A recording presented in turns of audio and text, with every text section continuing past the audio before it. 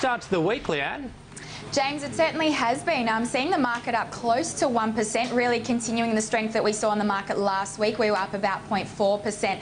But of course, we saw the strong rally coming from overseas markets. That certainly helped out this morning.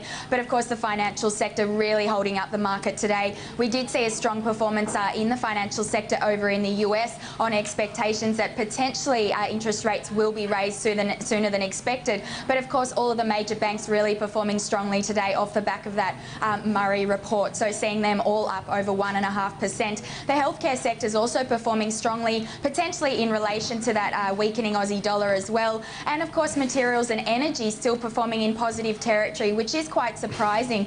We did see copper, nickel and gold all lower. We also did see some weaker than expected imports and exports coming from China. So quite surprising in that sector. And of course, oil overnight was also slightly weaker. So still seeing some strength there, seeing some strength across all sectors. Of course, that ANZ jobs report was also very strong, and that's certainly supported the market today. So, as you say, really strong start to the week, hoping that we will continue for the week ahead.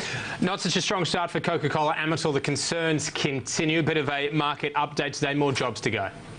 Absolutely, James. They have said that they will be continuing that $100 million cost-cutting program. That's similarly to what we did hear back in August from the company. So basically reconfirming some of that previous commentary. But as you say, I think the outlook still does remain fairly challenging, and that's certainly potentially why we're seeing the stock under a bit of pressure today. If we look at their Australian beverages division, of course, we know this is still suffering from weak consumer sentiment and, of course, competition.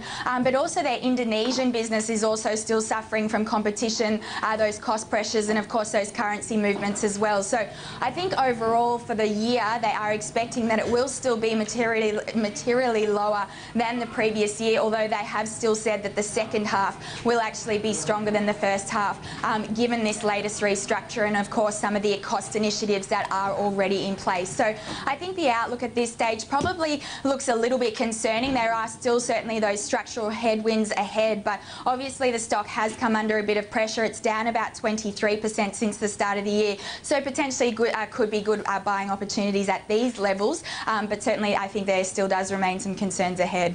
All right, Leanne, as always, a pleasure. Thanks very much. Thanks, James.